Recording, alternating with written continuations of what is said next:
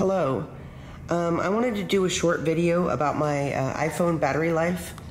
I had purchased the iPhone XS Max when it came out. Actually, on the day it came out, when it became available on the store, I ordered it. I can't remember the exact date. I'll put that in the description. And I noticed that the battery is actually lasting the longest I've ever seen on an iPhone. I've had the very, very first iPhone a long time ago. I think I had the iPhone 4, maybe, I can't remember, and then the 6, and then it's been 4 years since had a phone. So after the 6, I didn't get another one for a long time until this one came out. And so I had heard that that it had a better battery, more powerful battery, and that it lasted longer. And there are some issues with the phone, which I will talk about at the end, but the battery life has been substantially good. And what you're seeing is not related to the battery life. It's just I wanted to show how much usage I had on the day in question. So what I did was, and this isn't exactly a 24-hour period because it was actually the day before, slightly towards the end of the day, and then the next day. So that period is what is actually being considered. So about a week or so ago. What I did was I let it go, the battery down to 1% to where, and then let it shut off to where it was totally dead. And then I charged it and I let it fully charge to 100%. That took, I can't recall exactly how long that took, but it took about an hour and a half, maybe 2 hours. I don't know whether I was using a fast charge or whatever. I wasn't using wireless charge though. So around, I think it was 9:30, maybe slightly before then, I let the phone finish charging. Once it was finished charging, I did not charge it again until it reached 1%. That actually took 26 hours. So it wasn't until 11:30 the next night that which is the day we're showing, that it finally ran out of juice. And I used it that day, approximately, again, since it wasn't quite, 24 hours, midnight to midnight, I used it about 4.5 hours that day. So total usage was about 4.5 hours. I picked it up approximately 41 times. So here we are with pretty regular, decent amount of usage. The iPhone lasted 26 hours. And this has been a godsend to not have to constantly charge my phone during the day under normal usage. Now, there are some other issues that I have experienced. One was that Face ID was terrible. I wear glasses, but when I'm laying down, I take the glasses off because I'm nearsighted. And so whether I should do that or not, when I'm laying down, I use the phone and I take the glasses off. And when I had my glasses off, it couldn't recognize who I was most of the time. And I did train it because you can have 2 profiles. I trained it twice for the Face ID. Regardless, even sometimes when I had my glasses on, it didn't seem to recognize who I was. And and there is a setting for security purposes that you have to be looking at the screen or whatever.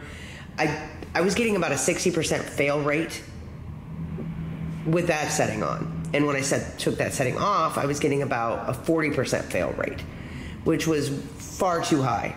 And we're talking like 80% fail rate when I was laying down or had my glasses off.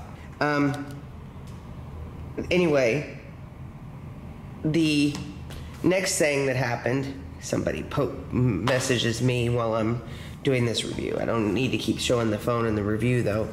But the next thing that happened was when I did have Face ID on, there are some apps that make you auto-authenticate as soon as you're in the app. And I have a tendency to not shut down apps when I turn the phone off. So if I'm in an app, I'll just turn the phone off without leaving the app.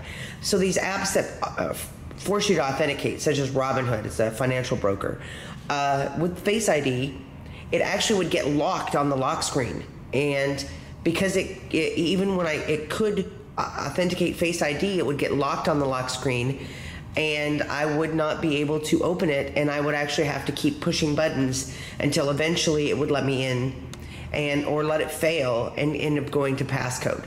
So now, ever since I've switched it off, because I got tired of this Face ID stuff, once I switch it off and use passcode, that issue no longer happens. Now, another issue that happens with it is that I have a game called Gummy Drop, and I would imagine any game that does what Gummy Drop does, it basically hangs. Like, it'll actually hang sometimes when you're opening it or loading it. And I mean, obviously that's not ideal that the game itself hangs, but when it hangs, it actually locks the phone up. And this didn't used to happen. And by lock the phone up, I mean, even if I shut the phone down and I try to start the phone again, it will stay on the black screen, showing that it's not active, and it's not rebooted the phone or like crashed it. The phone is not responding, and it won't respond for like probably 10 seconds. Until the game itself either quits freezing or shuts itself down. And, you know, so I'll just keep clicking the button until I'm able to get the phone to start. And my old phone, the 6, did not have this issue. It simply didn't have this issue, that if, you know, you went out of the game by shutting the phone off and then tried to go back in, the phone would just start. So these are some major issues. And this is not Face ID related, because I went back to the passcode because Face ID was so unreliable. So really good point of the iPhone XS and XS Max. Assume the XS. I know the battery is not quite the same, but it's also more powerful than the prior versions. The battery life is exceptional, 26 hours. I mean, I long for the days when a phone would stay on a week and you could still use it. But, you know, 26 hours is unbelievably great when you're using it 4.5 to 5 hours. The bad issues, Face ID is terrible. It can lock you out of the phone if you have an app that authenticates immediately and you don't close out of that app. I probably should close out of apps before I shut my phone down, but, you know, I mean, in the past I always was able to do it without an issue.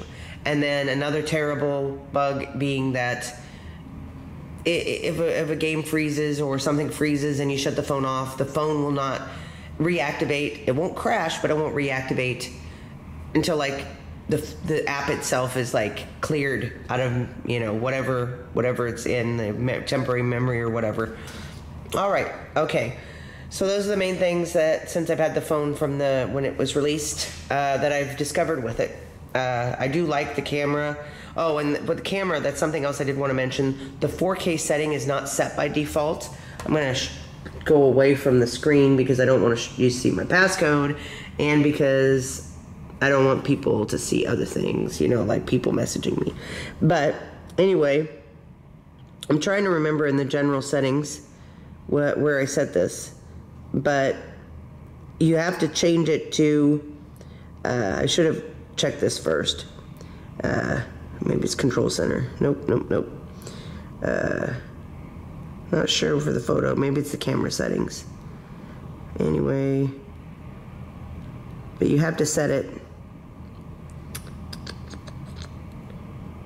No, it's camera. It's got to be camera settings. Yeah, here it is. Camera settings. So back in the main menu, you go to camera. And this one I didn't know if I was going to talk about. I think it's important though. For record video, you have to switch it to this. It does not default to it. I believe it defaulted to that originally. Oh, I'm sorry. So it defaulted to that originally, and you have to switch it to that if you want 4K at 60 frames per second, which I did definitely want. That's one of the main reasons I purchased it, was for the 4K for my YouTube videos, so that I didn't always have to use my camcorder. Alrighty, okay, went on a little bit longer than I expected. If you have any questions about this phone, please let me know. I'd be happy to answer them. Thank you. You have a good day.